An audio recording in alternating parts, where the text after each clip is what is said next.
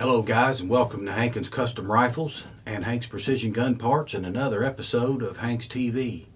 Today, me and Mark Clemens is down here in the river bottoms, and we are on our 1,000-yard quest once again.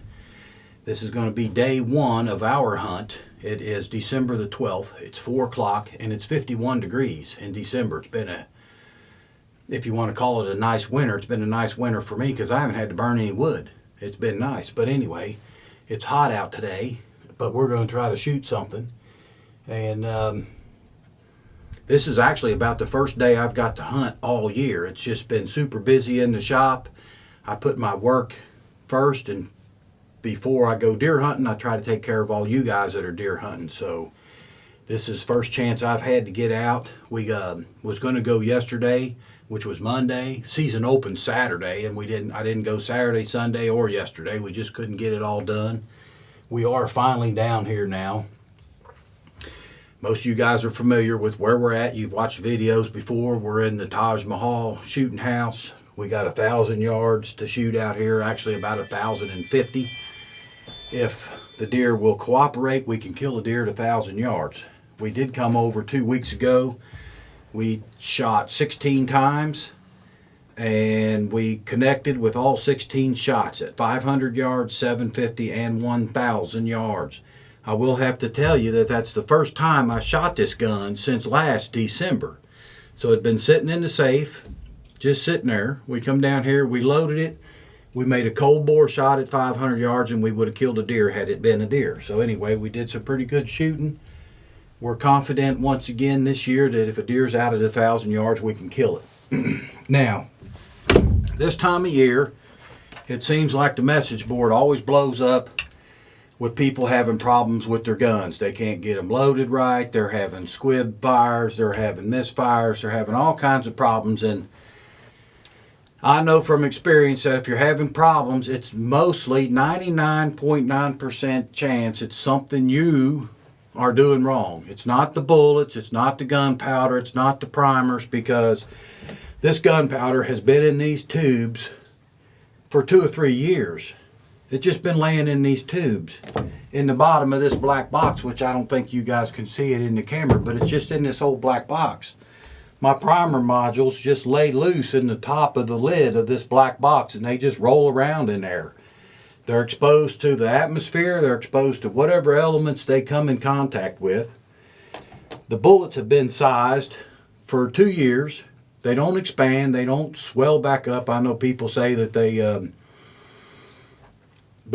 swell back up. What word am I looking for, Mark? Spring back. Spring back. That's the word I need. They say they spring back. Well, I don't have any spring back in my bullets, so I don't know what they're talking about. Now, I will tell you, if you drop one of these on concrete, don't try to put it in the barrel, because it'll put a dent in it, and it will change the shape of the bullet. The bullet is not springing back, fellas. What's happening is your bore is fouling up. And if you shoot the gun and you don't clean the barrel and it sits in your safe for a year, the powder fouling, the residue in there kind of grows. And when you try to put your bullet in, it's going to not fit. So anyway, there's just one thing I can tell you. It's not spring back. I don't believe in spring back on these bullets. Some of you will disagree with me, and that's fine, but that's okay. So we're going to load this gun just like I'm going to load it. We're going to load it and shoot it probably tonight. We're going to kill a deer. You simply put your funnel in. You pour your gunpowder down the funnel.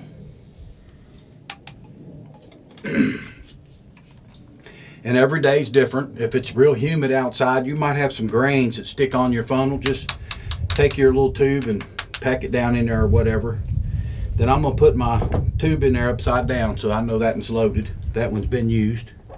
One bullet in the barrel. I've got a ramrod on my gun, and I believe in ramrods on the gun. I don't think it takes away from the accuracy whatsoever. Some people don't want a ramrod on their gun because it says it takes accuracy away, but I don't believe that.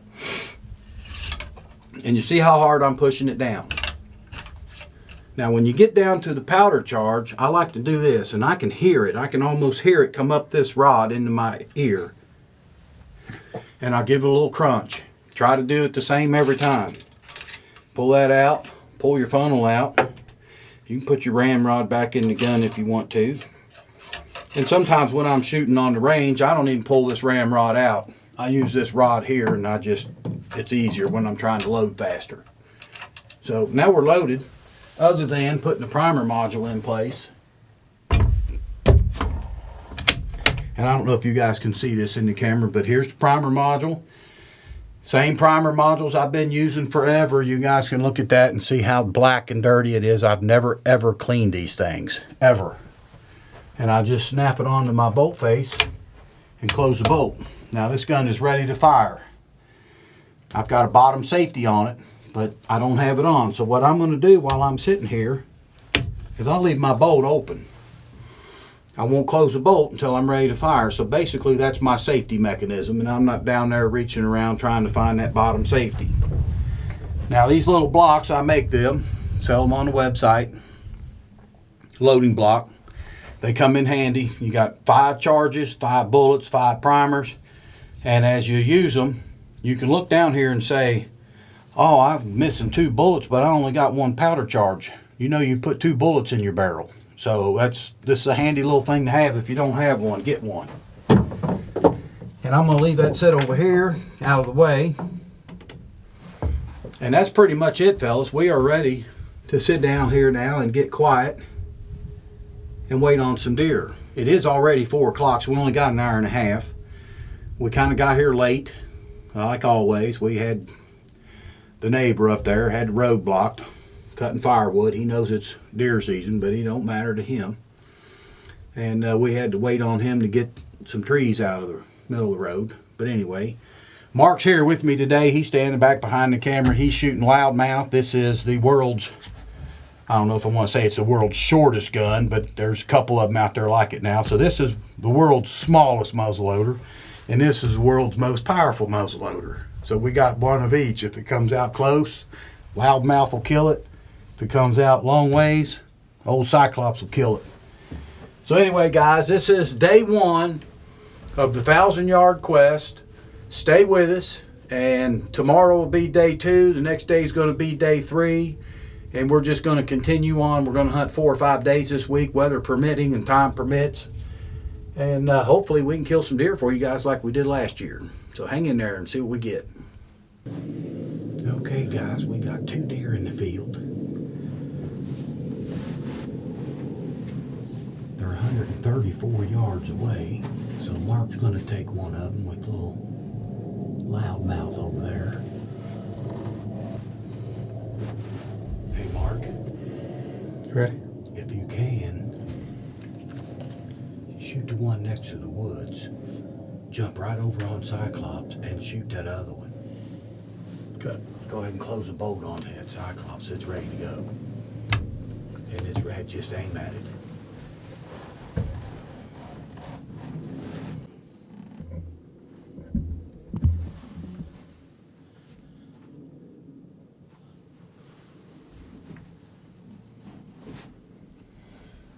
"140 yards, fellas. We're going to try to kill 2 deer.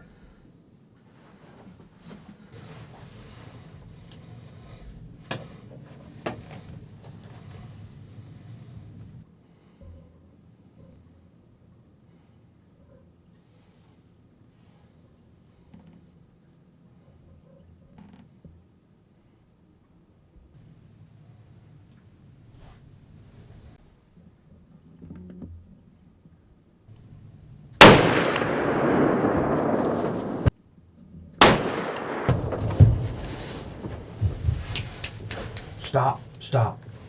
Mark, stop. Camera went off. Well, guys, you saw what we saw. Camera went off right when Mark pulled the trigger. It's from the concussion of that muzzle brake. And we put up a baffle here last year to stop that, but apparently it did it again. So hopefully that deer will come back out and we'll shoot another one.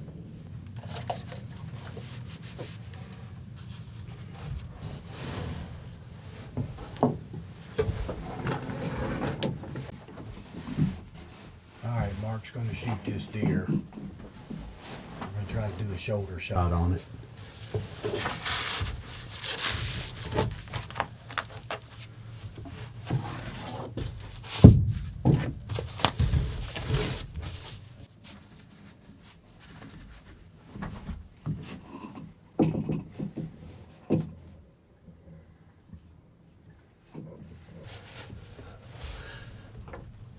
right, boys, here goes. Gonna hold right on her shoulder. Shoulder shot.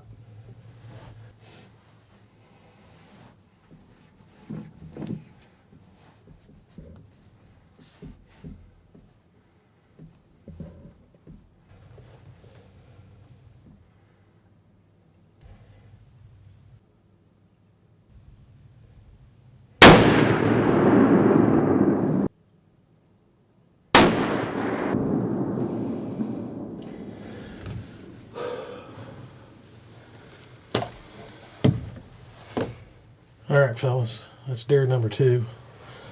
First one I got here at Loudmouth. Gun's been loaded since November the 11th. Today's December the 12th. First time I fired this gun, 0 issues. I'm gonna go ahead and load it just like I would if I was in the field.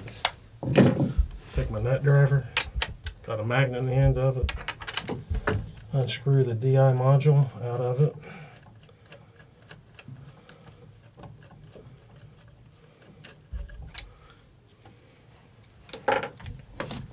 Set it down, pick it up, put the new one in it, screw it right in the back of it.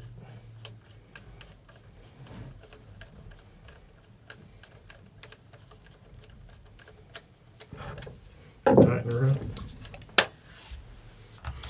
insert the funnel, grab the powder charge, dump it down the barrel.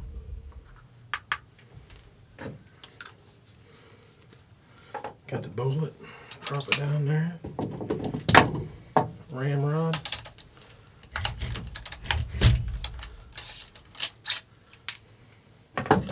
ready for deer number 3. Yep. CVA brake action, black and blue Scout, converted by Jeff Hankins, 17-inch barrel, aka Loudmouth. So loud it shut the camera off. Shut it off. Cyclops shut it off this time. Yeah, fellas, we're having technical difficulties on the camera here. They're identical cameras, but the one keeps going off every time we shoot it. They just don't like that loud noise.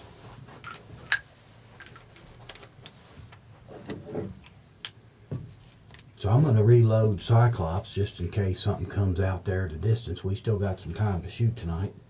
And if it comes out, we'll let you guys know. Alright guys, so we ain't having a whole lot of good luck with filming the deer kills.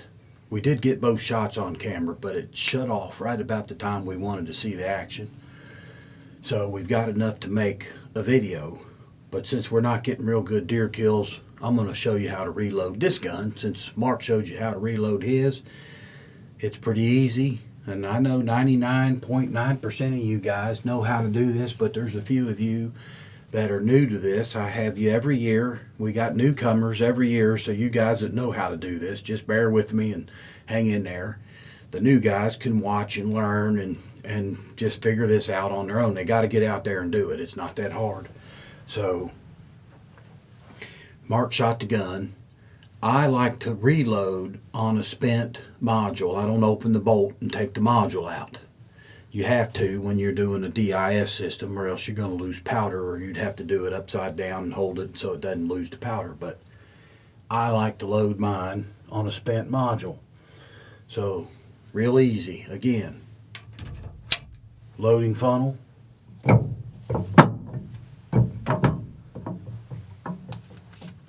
The powder charge, whatever powder charge your gun uses. Dump it all in there.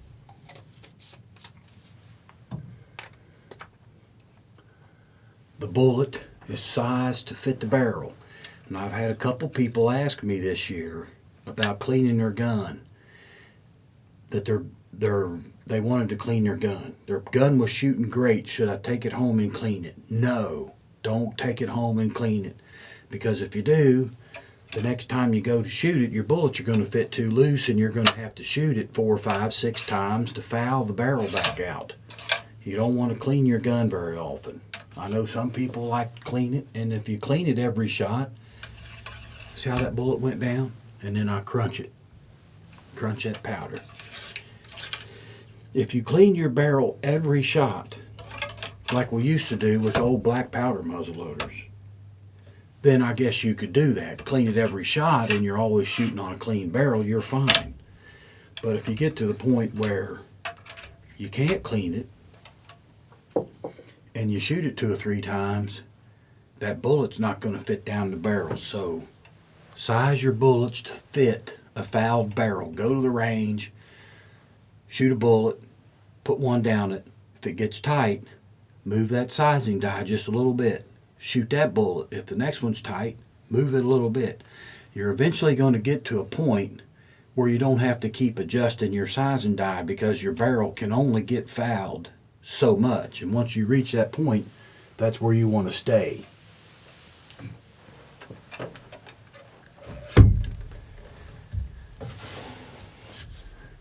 So now I've got my gun loaded. I'll open this up, pull the spent primer module out. I put it over here in my loading block, get a fresh primer module, which is not really fresh. It's been in my box for 2 or 3 years. It's been used. And I'll just set it right in on that bolt face. And I push the bolt forward and wait for the next shot, then I can just close the bolt. So, it is now 5:16. I'm going to say we shot that deer at 5:05, maybe 10 minutes ago. So we've been here less than an hour, set up for an hour anyway, and we've already got 2 deer on the ground. These 2 deer we're going to donate to a guy that I go to church with. He wanted some deer. I told him, I said, we'll get you a couple. He said, if you kill me some deer, I'll come and get them tonight. So we're going to hang them up, we're going to gut them, and we're going to take the whole deers home. He's going to come out and take them off our hands. And then tomorrow, we'll come back and try to kill a couple more. So there's 2 for the season. Day 1, 2 deers. Hello guys, and welcome back to the 1,000-yard quest. Me and Mark Clemens is down here in the river bottoms again tonight. This is day 4 for us. We killed 2 deer the first night. Second night we saw 12 deer, several nice bucks. We couldn't get any shots at them. They stayed up in there behind that cluster of trees, and we just couldn't get a shot, so we didn't do anything that night. We came down last night, saw only 2 deer, and they stayed up in behind them trees. So tonight is our last night. We got to make it happen tonight, or it ain't going to happen because we're quitting after tonight. We've been down here 4 nights in a row. It is 54 degrees right now, December the 15th, and it's 3 o'clock in the afternoon. Last year we saw tons of deer. Soybeans in the field, a little bit of wheat in the field. Exactly the same thing that we got this year, but this year it's 53 degrees, 54 degrees, and last year it was pretty daggone cold. So I think the difference is just the temperature, and they're not needing to come out into these fields, or else there was a good oak tree, acorn crop or something. But the deer are here, they're just not coming out in these fields and giving us some shots. So hopefully they'll come out tonight, and you guys hang in there with us. If we kill anything, we'll try to show you what we're getting.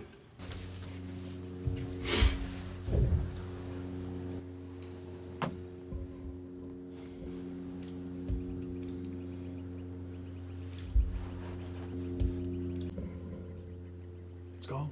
They're in that little hollow. They'll come up. Huh? They'll come up. There he is. You on him? No. There they are.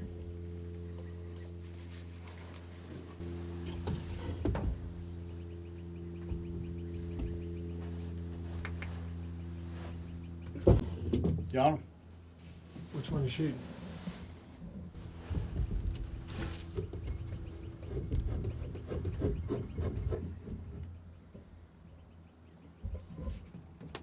Left or right?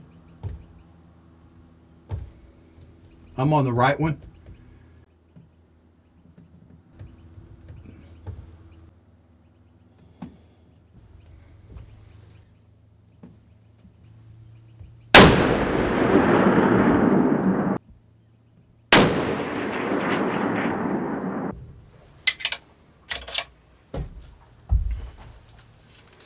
And almost got away from us. Yeah.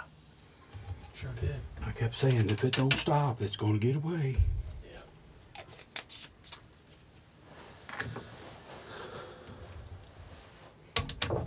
You're on that one.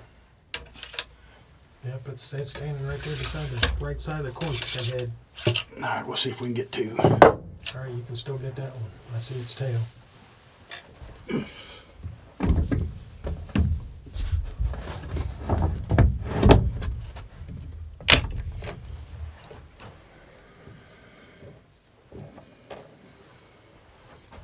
That's running. It is. Yeah, it's Oh, gonna I see stop it. though. I see it. It's okay. All right, guys. 500 yards. We're going to go for deer number 2.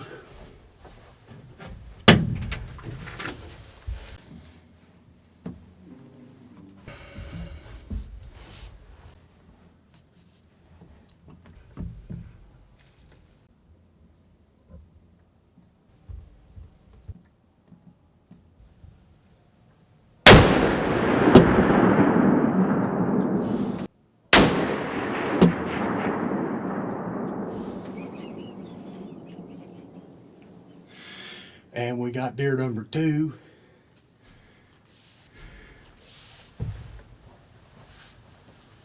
So, cameras didn't go out, did they? Good.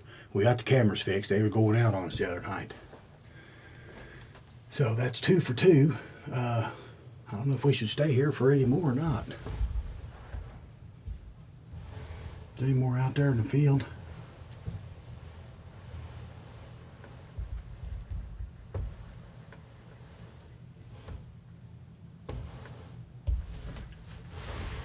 I don't see any more.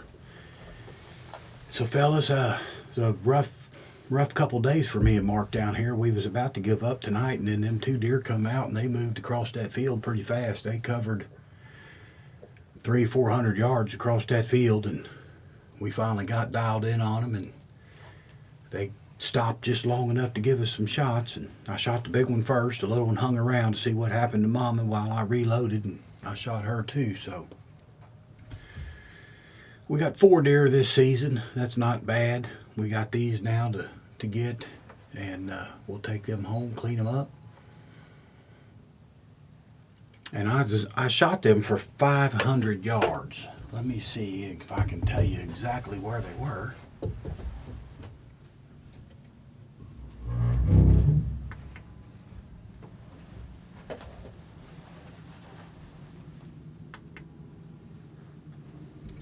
Coming up with 481 on the one that I can see.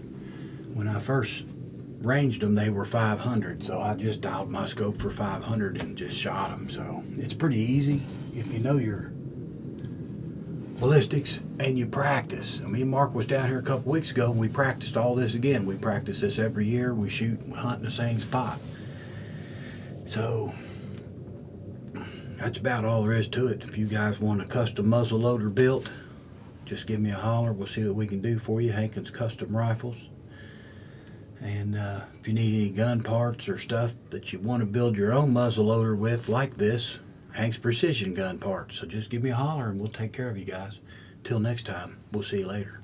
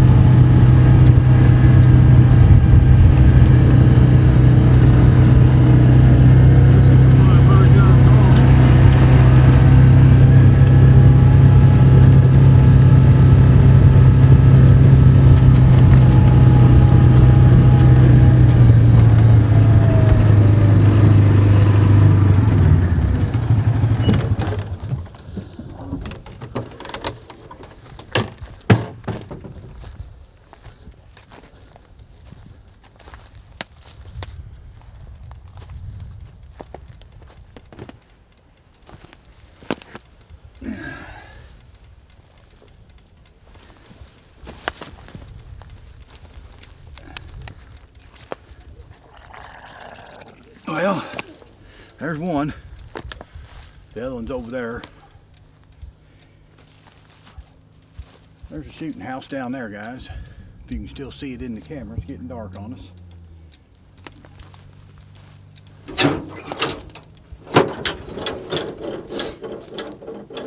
Good job.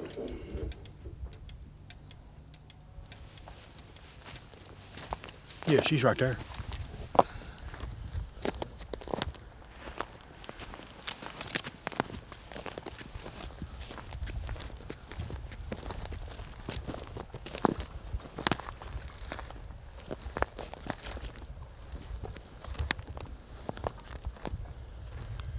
Right in line with the 500-yard gong. That's a big old doe there. Yeah, that's a good one.